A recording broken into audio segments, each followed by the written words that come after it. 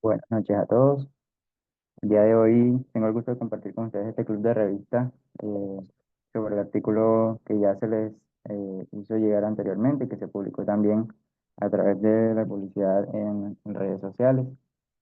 Se denomina cambios en el balance sagital espinal después de una nueva fractura por compresión en vértebras osteoporóticas. Para iniciar, pues, este artículo fue publicado en 2023 en la revista Osteoporosis International, que es un esfuerzo conjunto de la International Osteoporosis Foundation y la Bone and Health Osteoporosis Foundation, con un factor de impacto a 2023 de 4.2 para 2 años y a 5 años de 4.3. El autor de este artículo es el grupo presidido por el doctor Kunio Yokoyama, que pues, es médico y doctorado actualmente trabajando en el Hospital General Takeda de Tokio, Japón. Un investigador que tiene una carrera de aproximadamente 20 años en investigación y ha publicado eh, en sus perfiles de redes sociales, pues manifiestan que alrededor de 90 artículos con más de 1000 citas y referencias en otras publicaciones. Vemos también que sus temas de investigación principal abarcan, como en segundo lugar, las deformidades de la columna vertebral, las patologías de cifosis y lordosis, relacionadas pues ampliamente con este tema que vamos a tratar el día de hoy. Entonces, pues, bueno, de manera de introducción, el artículo que vamos a estar manejando se introduce, se nos explica que estudios recientes han demostrado la importancia del balance sagital de la columna vertebral. Esto pues lo hemos conocido nosotros a lo largo de nuestro eh, tema, de nuestro módulo de columna vertebral. Se ha propuesto además que las fracturas de columna vertebral o de las fracturas de los cuerpos vertebrales puedan generar deterioro de este balance sagital y que anteriormente se ha comparado los parámetros del balance sagital entre individuos sanos versus individuos con fractura a través de estudios transversales. Esta es la principal enfoque que se le da en el artículo a esta introducción. A partir de aquí, pues vamos a evaluar la presentación del artículo a través de la iniciativa STROKE, que es para el fortalecimiento del reporte de estudios observacionales en epidemiología. Entonces pensamos a través del título, el cual ya nos da algunas pistas sobre digamos que la metodología que se va a utilizar. Nos hablan de cambios que pues, presupone una evaluación de variación en el tiempo y además nos hablan de fracturas nuevas y en pacientes con un grado de osteoporosis en la columna vertebral. Hablando en resumen, como tal, se observa que llega, digamos que de acuerdo a las guías de la misma revista de publicación, llega a ser en partes redundantes porque hay algunos lugares del resumen en los que se mencionan múltiples veces los resultados que se obtienen, la metodología que se va a utilizar, se mencionan también los cambios y las medidas, incluso se ponen específicamente en 3 lugares diferentes del estudio.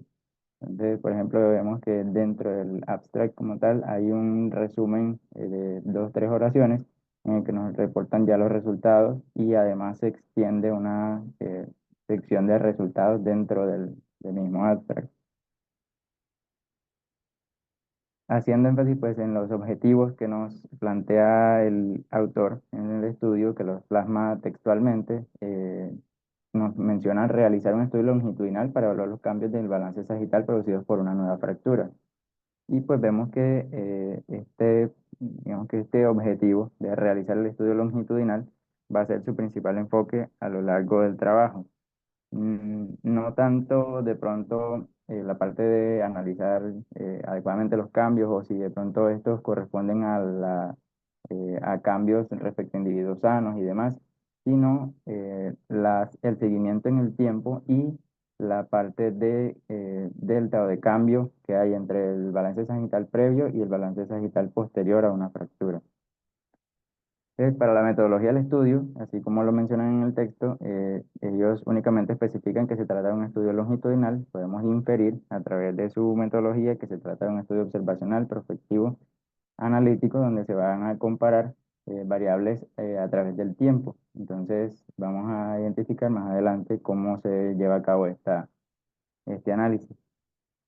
En el contexto como tal, pues se va a realizar este estudio pues, en una eh, sede de atención ambulatoria del Hospital General Takeda en Tokio, Japón, y los pacientes que se seleccionaron fueron entre enero de 2014 y diciembre de 2020, es decir, aproximadamente 7 años de estudio de recolección de datos.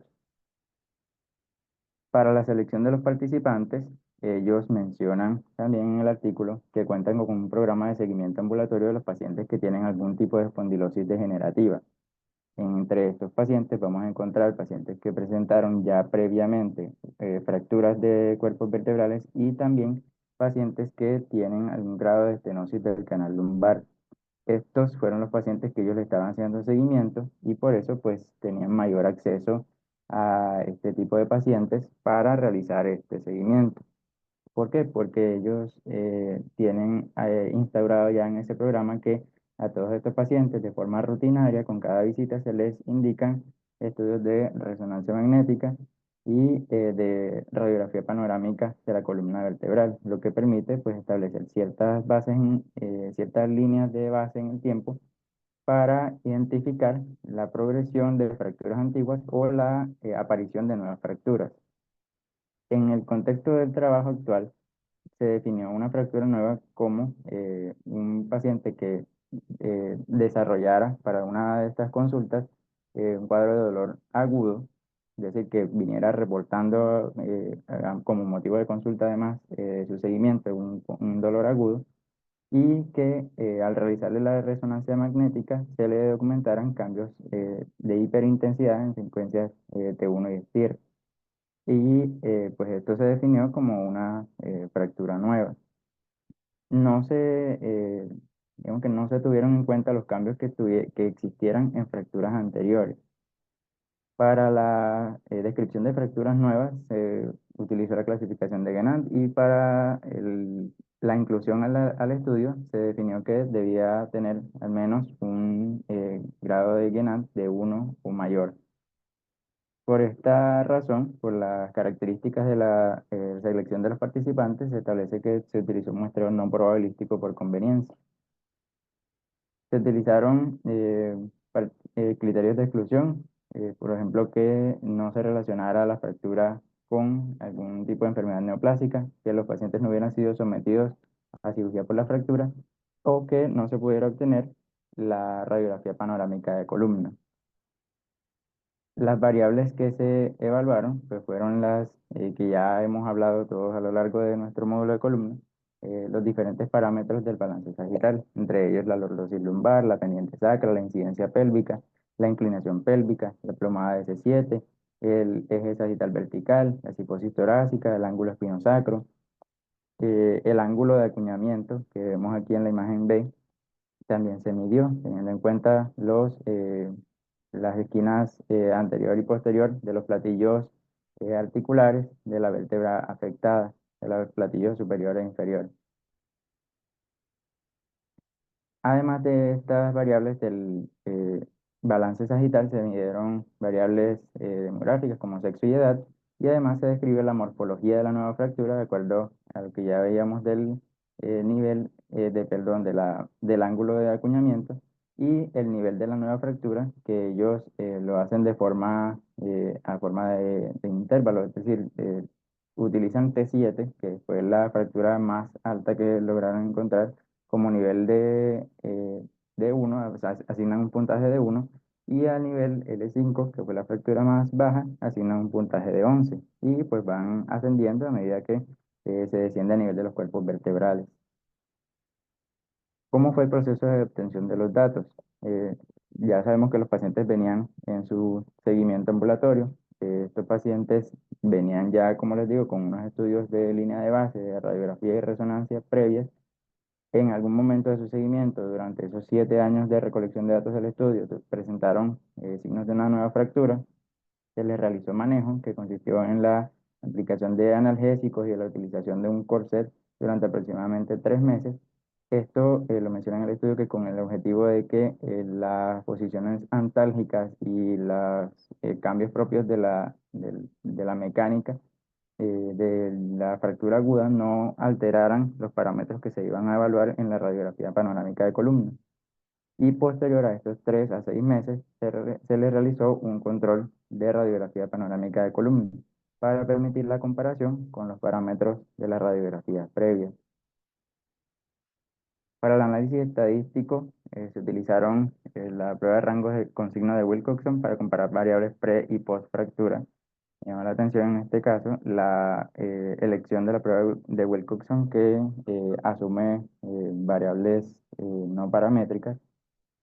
La correlación entre las variables se realizó con ayuda del coeficiente de correlación de Pearson y mencionan que los datos serán reportados como media y desviación estándar, lo cual pues contradice el primer punto de la prueba de rango con signo de Wilcoxon, ya que el reporte de datos como media y desviación estándar se asume pues una distribución normal de los datos cuantitativos.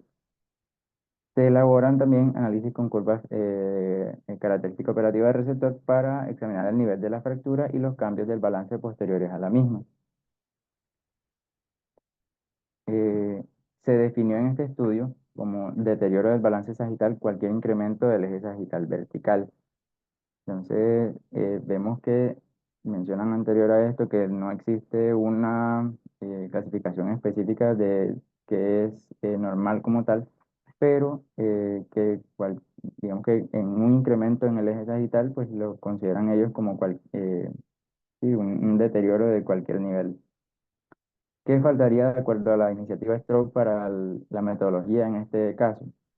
¿Cómo se llegó al cálculo de tamaño muestral que se va a utilizar en el estudio? ¿Qué tipo de análisis se le realizó a las variables cualitativas, en este caso, perdón, a las variables cuantitativas? Un error ahí de escritura. Por ejemplo, la realización de las pruebas de normalidad, si se le realizaron o no, y qué tipo de variables se va a analizar de un tipo u otro. El análisis por grupos, de pronto si existe alguna relación entre los pacientes, como ya veíamos que tienen estenosis del canal lumbar o fracturas previas, si estos pacientes presentan algún grado mayor de deterioro del eje del balance sagital, pues no se especifica en la metodología si se va a realizar este tipo de interpretación. También si hay descripción de la obtención de datos del balance sagital, es decir, no sabemos si el análisis como tal de los estudios imagenológicos va a ser realizado de forma manual, va a ser realizado por cuántos evaluadores, no sabemos si va a ser de pronto de manera virtual a través de un programa informático, que ya los hay actualmente, que hacen la medición de muchos de estos parámetros de forma automática simplemente con la introducción del estudio imagenológico.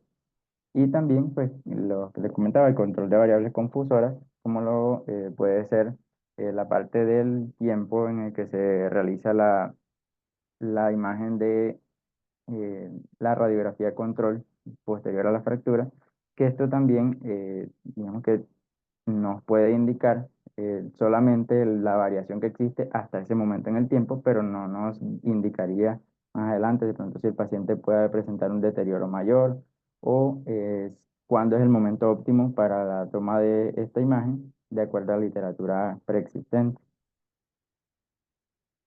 Entonces, hablando un poco de los resultados que ellos reportan, se menciona que en los 7 años se recolecta una muestra de 40 pacientes con una media de edad de 79 años. Asumimos pues una distribución normal. Fueron un 65% mujeres, 70% con fracturas vertebrales antiguas, así como les menciono, y 30% con estenosis del canal lumbar. Vemos que ya sabíamos que estos pacientes tenían comorbilidades y movilidades de columna vertebral previas. Se refiere también que las fracturas en niveles T7 a T10 fueron apenas 3 pacientes, de T11 a L2, 23 pacientes, y de L3 a L5 de 14 pacientes. Esta división de pacientes de esta manera, es decir, de columna dorsal de la unión toracolumbar y de columna lumbar baja, que realmente no se vuelve a utilizar de esta manera en el estudio y simplemente se mencionan estos datos de esta manera, con su frecuencia absoluta. El promedio de la realización de radiografías fue de 22,7 meses entre la radiografía pre-fractura y la post-fractura, y el promedio entre la obtención de la radiografía posterior a que se presenten los síntomas clínicos compatibles con la fractura es de 4,6 meses. Entonces, pasando a la evaluación de las gráficas y tablas que nos presentan los autores, primero vamos a ver eh, los parámetros antes y después de la fractura de cuerpo vertebral. En este caso, vemos que se evalúa la incidencia pélvica, la cifosis torácica, la lordosis lumbar y demás, y que para muchos de estos valores existe eh, una significancia estadística. Vemos que, por ejemplo, para la lordosis lumbar existe una disminución de aproximadamente 8 grados, y esto va a ser estadísticamente significativo. Sin embargo, como les mencionaba, pues la parte de la parametrización de las variables cuantitativas en este caso se pone en duda por, digamos que no está muy bien especificado desde la metodología. Lo mismo para la pendiente sacra, la inclinación pélvica, el eje sagital vertical de TC7 y el ángulo espinosacro.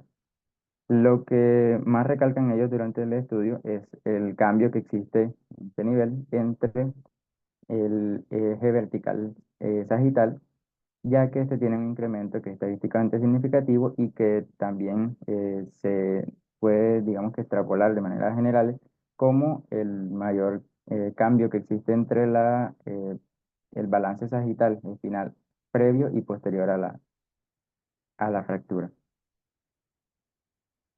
Lo siguiente sería la evaluación de las tablas de correlación, y pues bueno, vemos que esta es la que presenta los valores previos a la fractura, y la correlación que existe en esta tabla realmente son parámetros que se pueden relacionar de una forma plausible, de manera teórica. Por ejemplo, si nosotros tenemos una pendiente sacra que por ejemplo vaya en aumento, pues es común observar que el ángulo espinosacro también se modifique de esta manera. Por eso pues las correlaciones que existen en esta tabla de los parámetros antes de la fractura pues no nos brindan tanta información realmente como lo podemos esperar.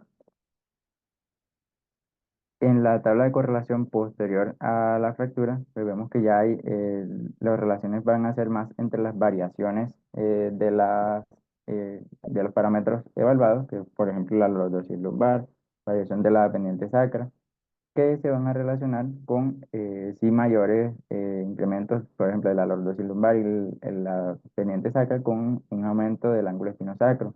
También, estos van a ser estadísticamente significativos los valores que les muestro acá. La gráfica, o la tabla, perdón, está reflejada a lo largo de este eje, y realmente estos valores que se encuentran por encima de esa línea diagonal corresponden a los mismos valores en la mitad inferior de la tabla. Entonces, las relaciones en este caso pues se reportan como si se dieran en ambas direcciones. Es decir, que por ejemplo, el nivel de la fractura que ellos lo interpretan de manera, pues, a manera de intervalo, de forma numérica discreta, va a tener relación también con el ángulo de la fractura o el ángulo de acuñamiento de la fractura.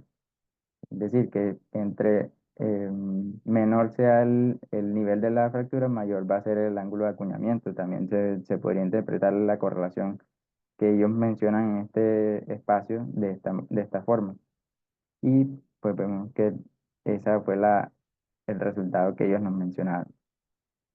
Lo otro son los resultados que nos proveen a través de las gráficas. Las gráficas en esta evaluación, pues lo que nos buscan es hacer una correlación entre los parámetros del balance sagital y los niveles de la fractura principalmente, que fueron eh, acá en la tabla los que más se correlacionaron con otro tipo de alteraciones. Entonces, vemos, por ejemplo, que a nivel del eje vertical sagital, realmente pues el coeficiente de correlación es de 0,3, que nos indica una correlación directa, es decir, que a mayor o digamos que un nivel de la fractura más caudal va a correlacionarse con mayor desviación del eje vertical sagital, pero esta correlación va a ser moderada dado el coeficiente de correlación. Y el coeficiente de determinación, que está acá por esta R cuadrado, nos indica que, digamos que es la proporción de la variación que se explica por este cambio en el modelo. Apenas aproximadamente un 13% de esta variación se va a correlacionar realmente con el tipo o con el nivel de la fractura que se presente. De la misma manera, pues acá en la parte del nivel de la fractura con el ángulo espinosacro en grados, pues no existen correlaciones fuertes.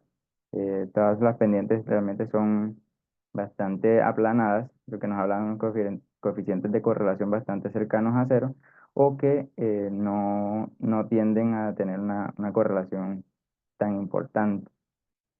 Lo mismo en cuanto al nivel de la fractura y la relación que existe con la cifosis torácica. En este caso, el coeficiente de correlación es de menos 0,3, es decir, que a nivel más caudal de la fractura, pues existe una menor angulación de la cifosis torácica.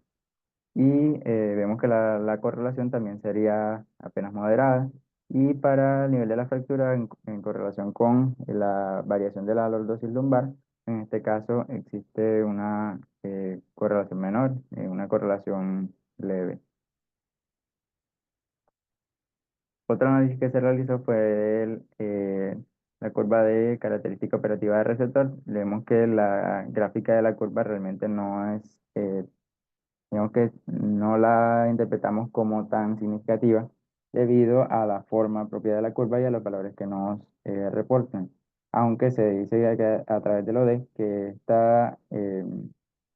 digamos que a mayor caudalización del nivel de la fractura, se va a incrementar también la variación del eje sagital vertical. Sin embargo, pues vemos que no es 100% certero y que a través de esta gráfica podemos identificar con esta pendiente de entre estos dos puntos que no hay una correlación tan significativa, incluso dentro de los propios pacientes de la misma muestra del estudio. Y pues las gráficas de cajas y bigotes lo que nos muestran es las diferencias significativas, pues en este caso realmente no lo son, entre los pacientes que se agruparon de forma, eh, digamos que no tenían la estenosis de canal lumbar y que sí la presentaban, que en este caso fueron 28 y 12 respectivamente, en relación con el eje vertical sagital medido en centímetros, y vemos que realmente no hubo diferencias significativas en los pacientes antes de la presencia de la fractura, ni tampoco hubo diferencias significativas en los pacientes después de la presencia de la fractura.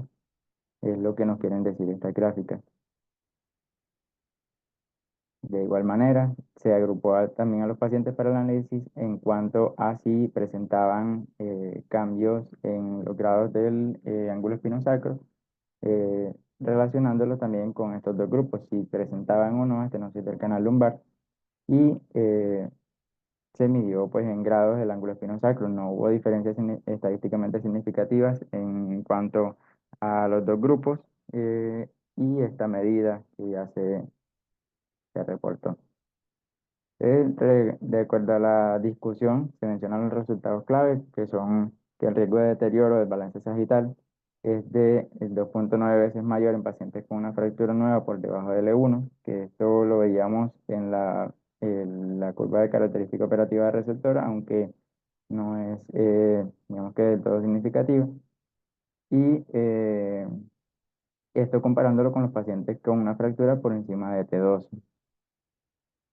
Y las limitaciones del estudio en este caso, pues realmente son eh, bastante importantes. El estudio realmente cuenta con un número reducido de pacientes, tratándose de un centro de atención general y para un tiempo, digamos que bastante largo de seguimiento, de 7 años. Eh, Además de esto, se trata inicialmente de pacientes con una morbilidad espinal previa, lo cual predispone a que los parámetros del balance sagital que se midieron inicialmente no fueran calculados dentro de la normalidad. Como ya les mencionaba, no existe un parámetro de normalidad como tal para el balance sagital, pero se menciona que aproximadamente mayor a 5 centímetros de desviación del eje vertical sagital, pues se correlaciona con una peor calidad de vida.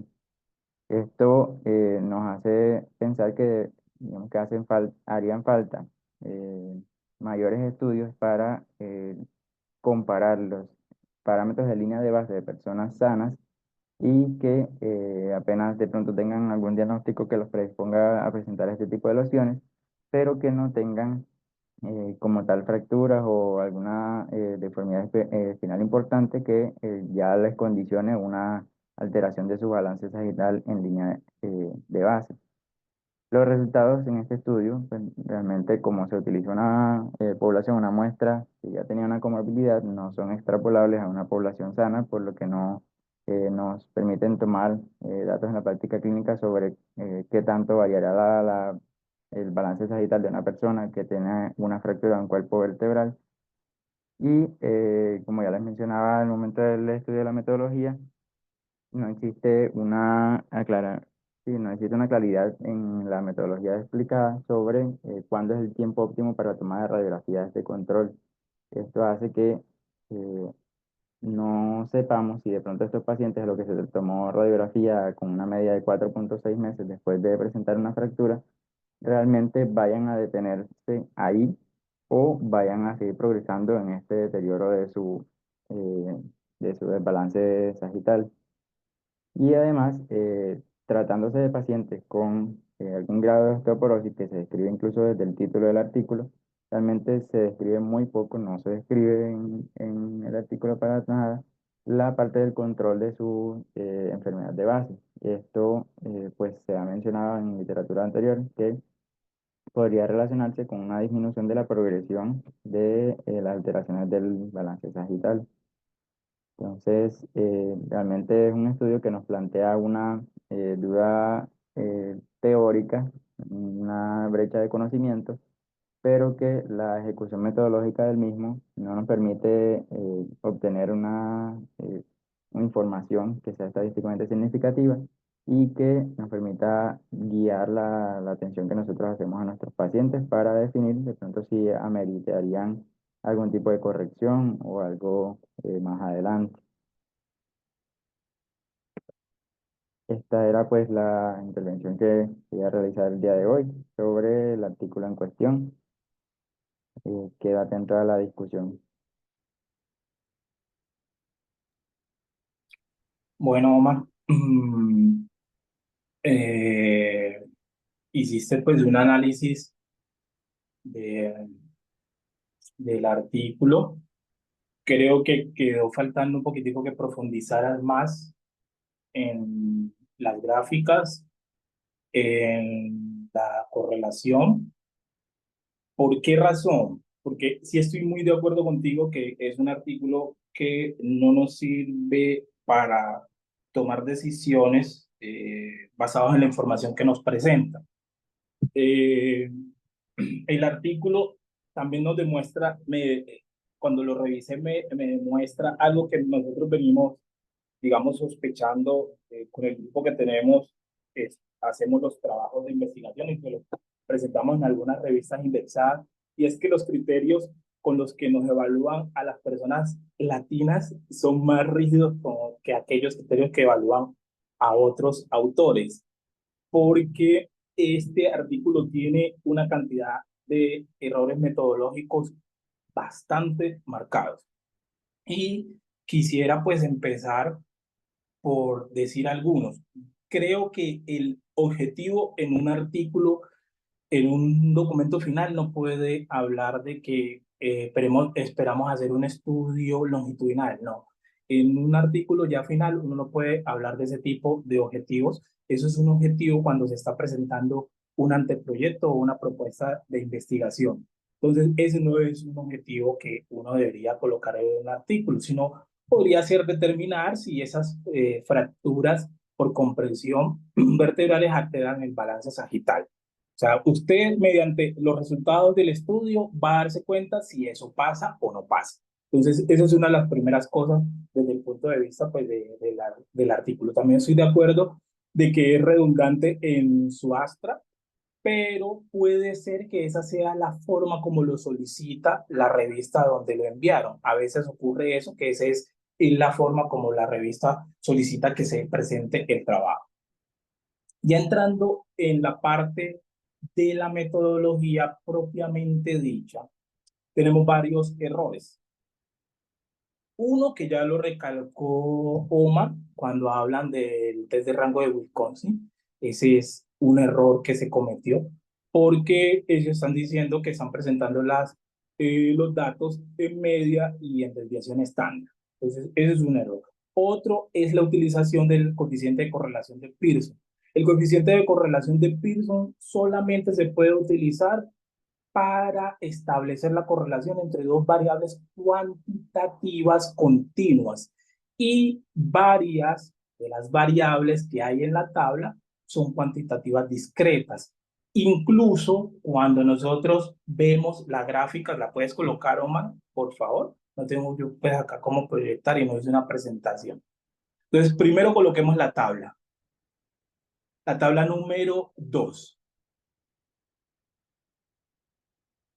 En la tabla número 2, lo que dijo Omar, pues es lógico que si hay un cambio, pues cuando se correlacione con otra cosa, pues van a haber cambios. Eso es lógico.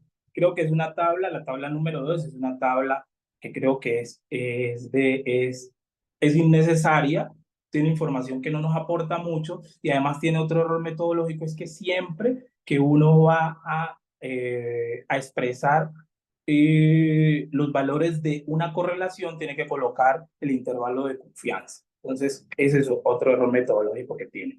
La tabla 3 es la donde les digo que, por ejemplo, el nivel de la fractura, esa es una variable, esa es una variable, eso es una variable cuantitativa, pero es discreta. O sea que no puedes hacer una correlación de Pearson entre una variable cuantitativa discreta y una variable cuantitativa continua. O sea, ese es un error metodológico, es decir, que ahí la información que nos está dando es una información que está errada. Después nos vamos a las gráficas, que son los gráficos de dispersión. En los gráficos de dispersión se comete el mismo error. Si los gráficos de dispersión, nosotros estamos comparando el nivel de la fractura, que es una variable cuantitativa discreta, versus unas variables cuantitativas continuas, no estamos aplicando de manera adecuada el coeficiente de Pearson.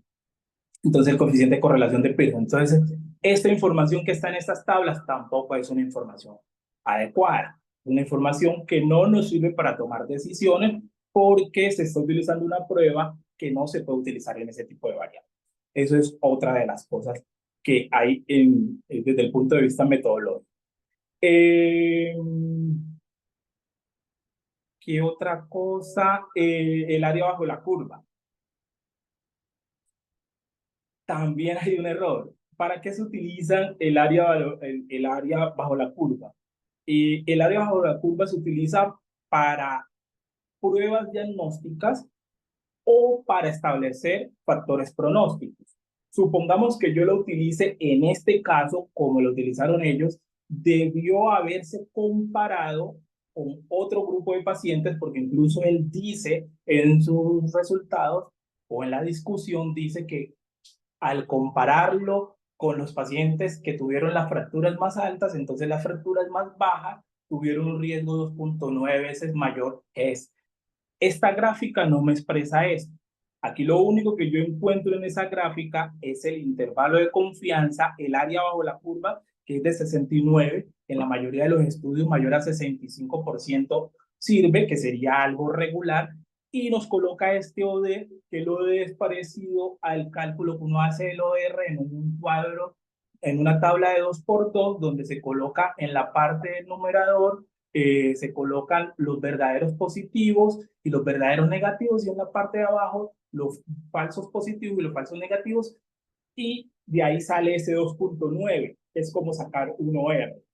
Pero entonces, ¿cuál es el error aquí? Si él realmente quería calcular el riesgo, pudo haber utilizado otras cosas. Podría haber hecho una tabla de contingencia para sacar el OR, podría haber hecho un RR con una regresión lineal de Poisson, o incluso con esos 40 pacientes podría haber hecho una regresión lineal múltiple y haber incluido todas las variables, a ver cuál era el riesgo real de tener una fractura en los niveles bajos o en los niveles superiores, teniendo en cuenta que tenía el número de pacientes con fractura y el número de pacientes sin fractura, es decir, como si tuviera los expuestos y los no expuestos.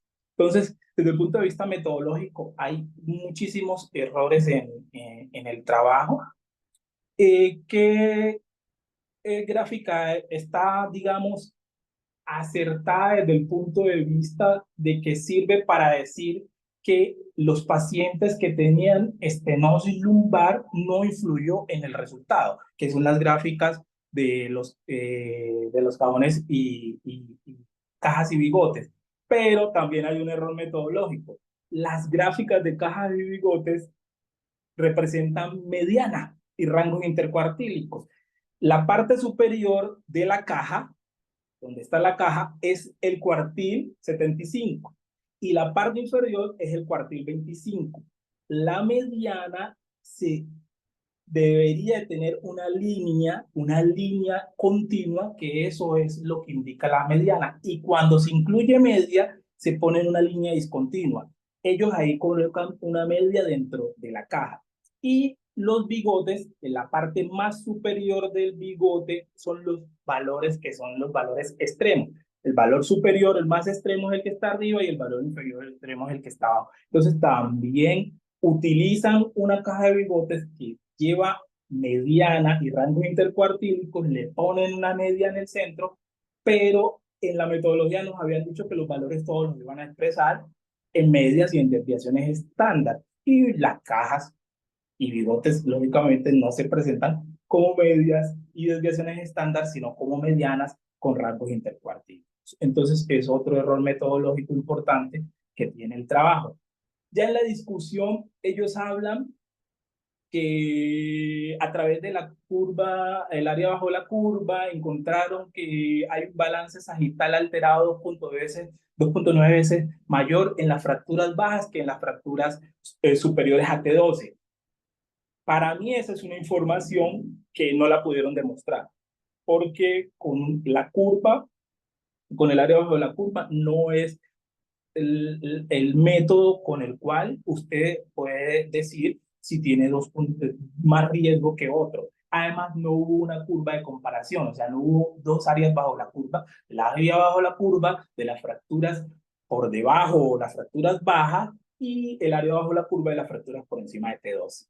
Otra cosa que ellos dicen también en su discusión es que el balance sagital se vio alterado en los pacientes con fractura lumbar baja. Creo que es lo único que pudieron demostrar en el estudio, que es una demostración que se basa en los resultados que están en la tabla número 1. Y otra cosa que creo que no pudieron, que yo diría que pues las conclusiones que siempre uno tiene que mirar, Omar, cuando hace en la evaluación de un trabajo desde el punto de vista metodológico, es mirar si los objetivos se cumplieron, o el objetivo se cumplió a través de lo que concluye el autor. Y creo que las conclusiones, la única conclusión que es verdadera o que se demostró es que se aumentó el eje sagital, se aumentó 2.8 centímetros, pero no se pudo demostrar desde el punto de vista epidemiológico que hubiese un riesgo mayor de 2,9 comparado en las fracturas de L1 o bajas con las fracturas por encima de T2. Y tampoco se pudo demostrar que hubo una correlación entre los niveles de fractura y los cambios que se ocurrieron en las diferentes medidas para determinar el balance sagital, porque vuelvo y les repito, no se puede hacer una comparación, una correlación de Pearson con una variable cuantitativa discreta y una variable cuantitativa continua. Deben de ser las dos variables cuantitativas continuas. Entonces, es un trabajo que desde el punto de vista de utilidad, la información que nos brinda no es una información que sea fiable. Y la recomendación es que siempre que hagamos la revisión de un artículo, eh, empecemos a nutrirnos de estos conceptos epidemiológicos, porque es la única forma de que nosotros podamos obtener la mejor información de un artículo de investigación. Y es la única forma de que nosotros no cometamos errores por información que está en un artículo de investigación que nos están presentando, porque es que uno ve, es un artículo de 7 páginas, con una discusión súper amplia, con muchos cuadros, muchas gráficos, pero desde el punto de vista metodológico, con muchos errores. No sé si alguien tiene preguntas o algún otro comentario. Yo solamente así para agregar, también no quedó claro cómo fueron tomadas estas medidas, si fue solo por una sola persona, si fue tomada en varias ocasiones o si hubo de pronto variaciones interobservador, porque pues eso también va a afectar los ángulos, eso también va a afectar las medidas y pues de ahí para adelante obviamente todo el análisis estadístico del que ustedes están hablando. Y lo otro que me parece pues muy importante, ya pues no solo de la parte metodológica, sino pues no es lo mismo hacer medidas de estabilidad en un paciente sin manejo de osteoporosis a un manejo adecuado de la osteoporosis. En ningún lado comentan si fueron tratados o por cuánto tiempo, ni nada de eso. Entonces, esos son como los dos cositas. De resto, creo que ustedes dijeron todo lo demás. Sí, estoy totalmente de acuerdo, Santiago. Hubiese sido bueno en esos trabajos en los que se toman medidas, es bueno establecer si hay una correlación interobservador. O sea que aquí se pudo aplicar, por ejemplo, un índice de capa y haber colocado eso diciendo que el índice de capa, por poner un valor, era de 0,8. Entonces uno ya sabe que la correlación interobservador fue muy buena. Entonces eso le da más peso desde el punto de vista epidemiológico al trabajo.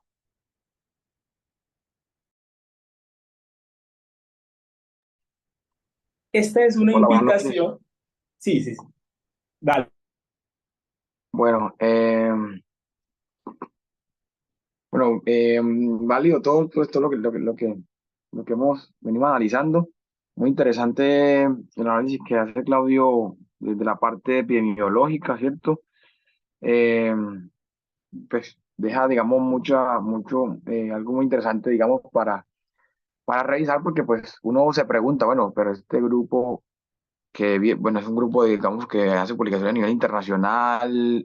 Omar describió al principio las características del autor y uno dice, bueno, es un autor que de pronto ha publicado mucho y que mil y pico de citaciones y, bueno, tener tantos errores, pues llama como la atención, llama el interés, pues, de revisar, ¿cierto? Bueno, y puntualizar en una parte, ellos en el artículo mencionaban que la radiografía o el control, ¿cierto? Luego el tratamiento médico y el corset, o sea, ellos realizaban la toma de la radiografía luego de que se había quitado el dolor lumbar y se había retirado el corset, ¿sí? Porque tanto el corset como el dolor lumbar, como el dolor, sí, lumbar o dorsal o el que tuviera el paciente de acuerdo al caso, podría afectar el balance sagital, ¿cierto? Entonces, ellos sí puntualizaban ahí, porque Omar también mencionaba pues que no quedaba claro cuándo tomar el control, pero ellos sí puntualizaban que se hacía la imagen una vez se quitaba el dolor, se solucionaba el dolor y se quitaba el corset, ¿sí? Entonces, bueno, interesante esa parte. También una conclusión que ellos de pronto no mencionaron por ahí, pero que de pronto yo estaba analizando, pues sacando aparte los errores metodológicos, era que ellos, una de las conclusiones que sacaron era pues que ese tipo de fracturas que cuando estaban por debajo de L1 era cuando se correlacionaban con un aumento en el SBA, ¿cierto? Y que nos iba a condicionar a una alteración en el balance sagital. Pues uno pues analiza, bueno, entonces se hace una pregunta si en esos pacientes que tienen fracturas por debajo del E1 en el contexto pues de osteoporosis y el caso que tenemos pues en contexto, valdría la pena entonces realizar vertebroplastias a todos estos pacientes, ¿cierto? Para evitar esa alteración en el eje o en el avance sagital. Queda como el interrogante, ¿cierto? Obviamente con todo el tema metodológico que estamos analizando, pues no podríamos sacar la conclusión o no podríamos tomar la decisión de a todos hacerle vertebroplastia por las conclusiones, pero pues queda como la pregunta ahí, ¿cierto? La pregunta de investigación y yo creo que es un trabajo que entonces se podría mejorar, ¿cierto?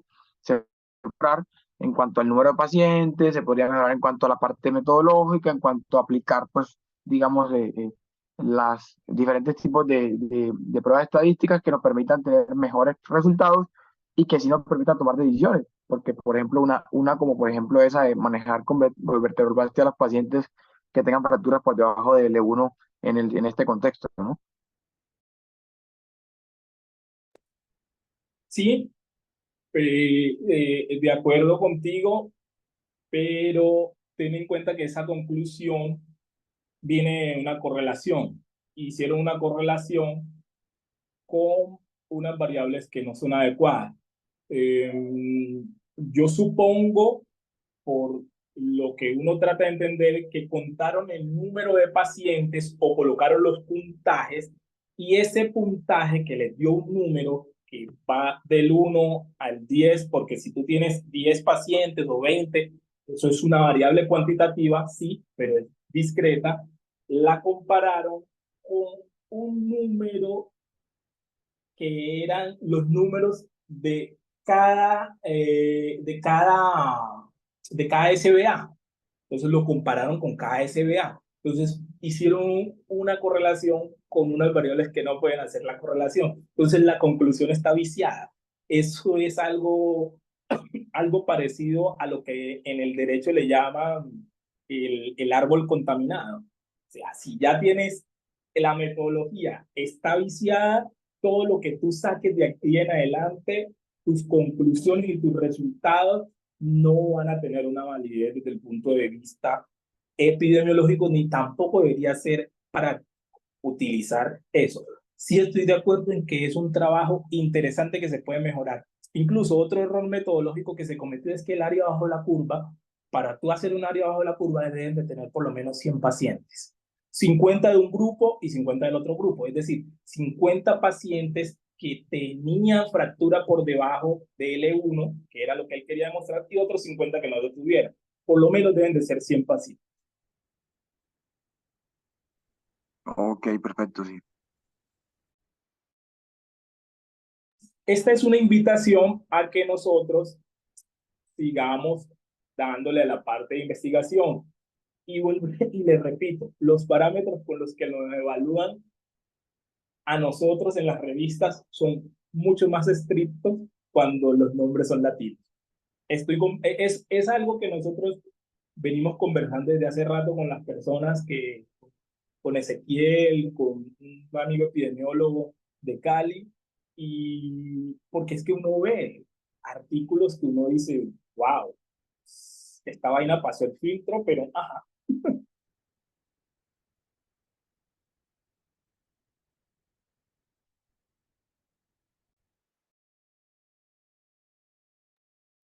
Ok, Claudio, gracias por tus aportes. Yo creo que tú eres una pieza fundamental en este proceso de aprendizaje de metodología de los trabajos de investigación y esperamos seguir contando con tus recomendaciones y tus ilustraciones, ya que te estás volviendo experto en esta área.